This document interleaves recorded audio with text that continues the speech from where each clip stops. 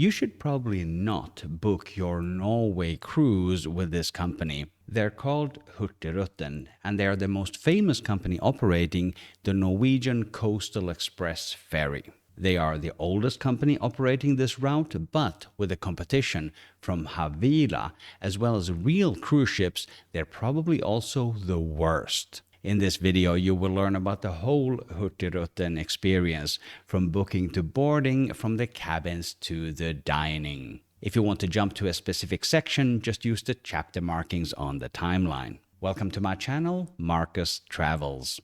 The ferries running along the coast of Norway operate between Bergen in the west and Kirkenes in the northeast, right next to the border with Russia. The full trip takes 7 days one way. Some people take it out and back for a 2-week cruise. This video is not sponsored. I paid for this trip myself so that you get an authentic travel review. The goal was specifically to test if I would enjoy the full 2-week experience. I only spent 2 nights on Hurtigruten from Bergen to Trondheim. We'll talk about the price and the value for money at the end of the video, including a bit of a scam that the company is running for international travelers. Welcome to Bergen, Norway, and the cruise port from where I'm going to catch the coastal ferry up towards the north of Norway.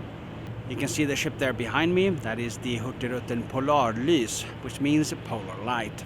The ferry terminal in Bergen is within an easy 15-minute walk from downtown Bergen. Before my cruise, I spent 2 nights there in an underwhelming Hotel Norge by Scandic. Check-in is complete. It was a very inefficient process. I actually had to talk to a person, the people there behind me at the counter. I would have preferred to check in with the machine. They have check-in machines in the terminal, but only for other cruise companies. This baggage belt is where you collect your luggage at the end of the trip, if you checked in bags. I did not. At check-in, I had the opportunity to register a credit card so that I could pay on board with my boarding card, which was also my room key. I opted out of this. Instead, I just paid with my credit card on board for the very few things I bought. The boarding card looks like this. It has the name of the ship, my name, the route, and the date. And it has a little hole punched at the top there. Some people were actually wearing these on a lanyard on the cruise. Then it says meals : full board. You can take this ferry as just transportation with no meals included. I opted to buy the meals. I think it was included with the cabin package. After check-in, I took the escalator up to the departure level. I was met with the instructions to attend the safety meeting in the lounge area.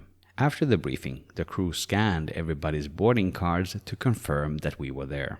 To board, I just had to scan my boarding card and walk aboard. You see me looking right, then left here. The entrance to the ship was not very well signposted. This is not any kind of welcome that's comparable to other ships I've sailed, most notably on the Baltic Sea. Welcome aboard the MS Polarlys. It's about 5:15. The cabin will only be available at 6:30.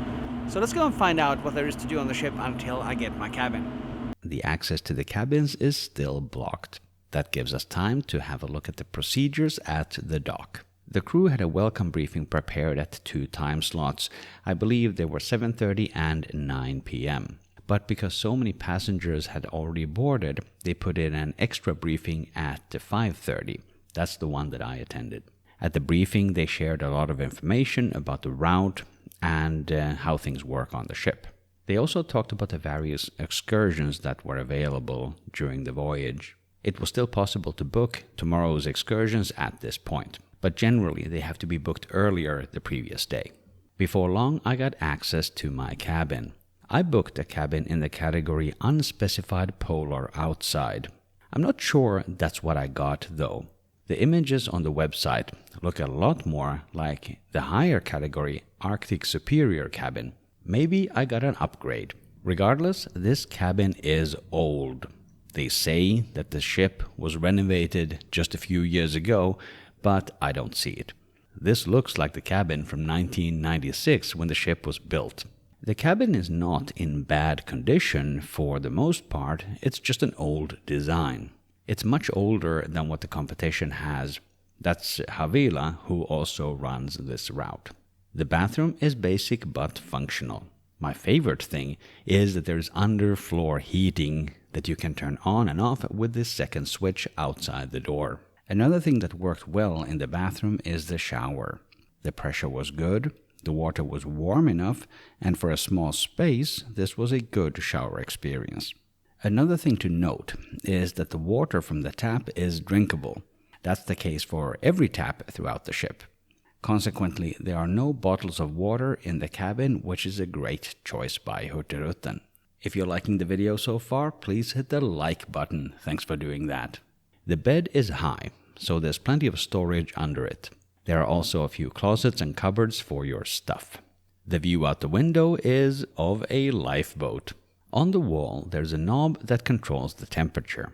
I was a bit sick during the trip, so I turned it way up. The room was kept very toasty, which was perfect. The fact that I was sick during the trip probably also impacts my evaluation of this product. Let's keep that in mind. I slept really well here the first night, and the second night too. The next morning we were treated to some beautiful views and a sunrise. Here we are arriving at the first stop of the morning at Torvik. By the way, the pronunciation of these Norwegian towns, I'm doing them in Swedish, which is one of my native languages. As a Swedish speaker, I understand Norwegian, they're very similar, but I'm not going to do a fake Norwegian accent. Now is a good opportunity to talk about food. I had the full board package as indicated on my boarding card. This includes breakfast, lunch and dinner in the main restaurant. It is located at the rear of the ship. All of my meals were buffet style. I understand that if I had stayed on board for more than 2 nights, then some of the dinners would have been a set menu served at my table. Drinks were not included. I also did not buy a drinks package. I was happy to stick with tap water for the meals, and that was free. Next to the restaurant, there's this lounge area. It shows a forecast for the northern lights, the aurora borealis. But this forecast was 2 days old. This is one example where Hurtigruten just doesn't feel like a premium product. This same graphic, by the way, is available freely on the web. Just search for space weather. This is the bistro, which caters more towards the passengers who only use this ship as a ferry between the many towns along the way.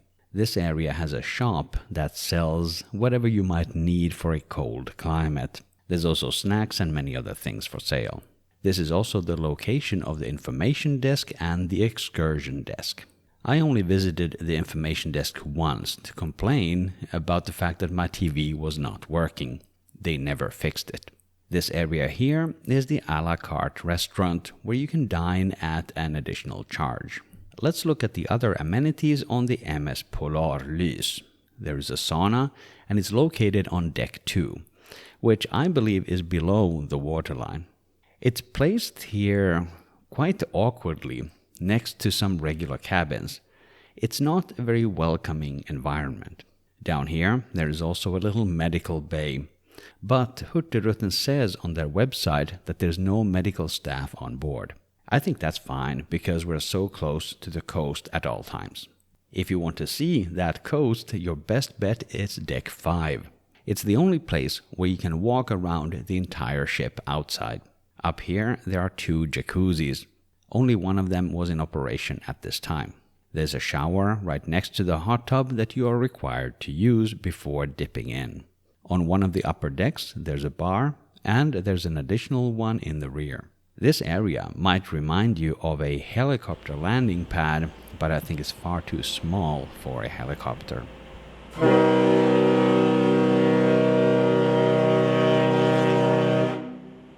Up here there is also a bakery and coffee shop. There's plenty of seating and also many things to do for the kids. This place filled up almost completely. It was a very popular space among the passengers. And here they also have an ice cream bar. I bought myself something that they highlighted in the departure briefing, a gelato with dried fish. That's the scoop on the bottom right there. It tasted like fish. The brown scoop is also perhaps a bit exotic. It's licorice root. Since I'm from Sweden, this is a normal taste for me, but it certainly is not everybody's cup of tea. The small scoop on the top right, I believe that's beer ice cream if I remember correctly. That was actually very yummy.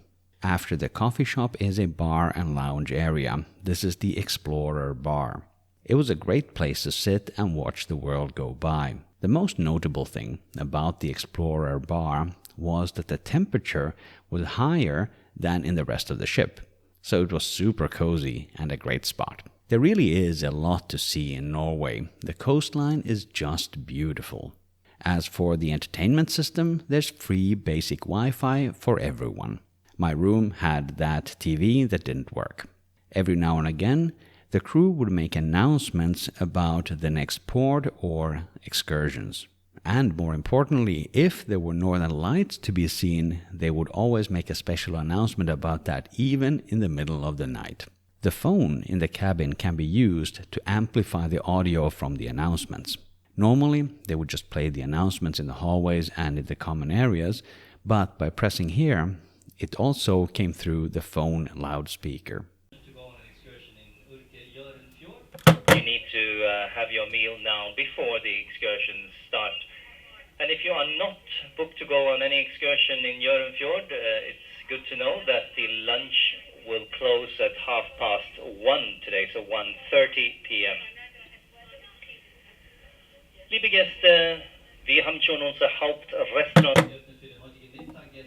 The phone had some stability issues though. The best entertainment on this cruise is still the nature outside. We are now anchored in the middle of this fjord. It's called the Hjørundfjord. And this little port is called Urke.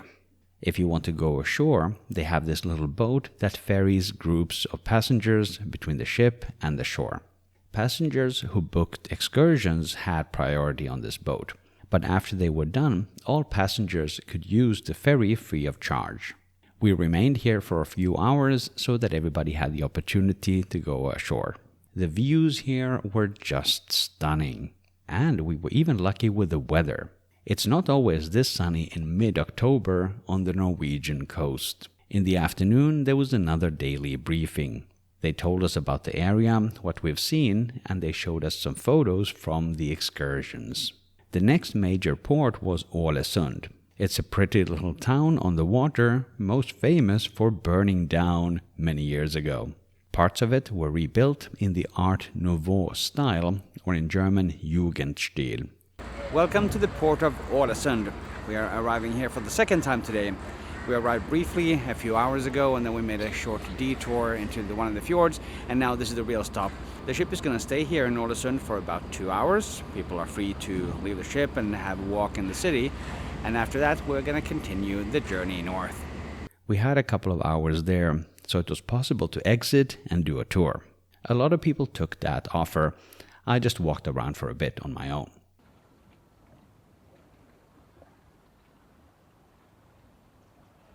Now we come to dinner. There were a few hot dishes to choose from. They also had plenty of cold dishes, including salad and lots of different fish. This is Norway, after all. I particularly liked the fish soup as a starter. One thing, though, about all the dishes is that they were real salty. At the end, there was cheese and crackers and a few different desserts. All the food was delicious except for the saltiness. The buffet-style serving did not really feel very premium. I personally don't mind because I don't like being served, but other passengers might have different expectations. Now we're already the next morning, and we're approaching Trondheim. We started the trip from Bergen, the second largest city in Norway, and will end up here in the third largest city, which is Trondheim.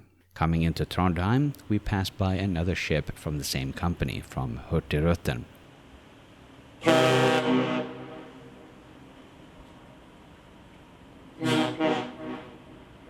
This is MS Norway on its way south. There's a little island just outside the harbor called Munkholmen, which apparently was used as a prison at some point. Welcome to Trondheim, the third largest city in Norway. Our ferry, the MS Polarlys, is docked there behind me. I will give you my recommendation in just a moment. If you got massive value from the video, there's many things that you can do to support, like hitting the like button or subscribing for more high quality videos right here on my channel, Markus Travels. If you want to make a small donation, just use the super thanks button right here on YouTube. Thank you very much for doing that. Let's talk about the price and the value for money. The amount that I paid in total for my experience was 5,237 Norwegian kroner. In US dollars, that's around $480, and it's around 440 euros. That is in principle not a bad price, given that all meals were included and I had a pretty nice cabin. But here's the scam. I only got this price because I understand Norwegian. I booked this on the Norwegian version of the Hurtigruten website. If I had booked on the English language website instead, the price would have been more than double. Let me show you with a current example. I am looking at a booking 2.5 months into the future on the 8th of January. This is the exact same trip that I took from Bergen to Trondheim. On the Norwegian language website, the total price is 3,496 Norwegian kroner per person. In euros, that's the equivalent of 295 euros.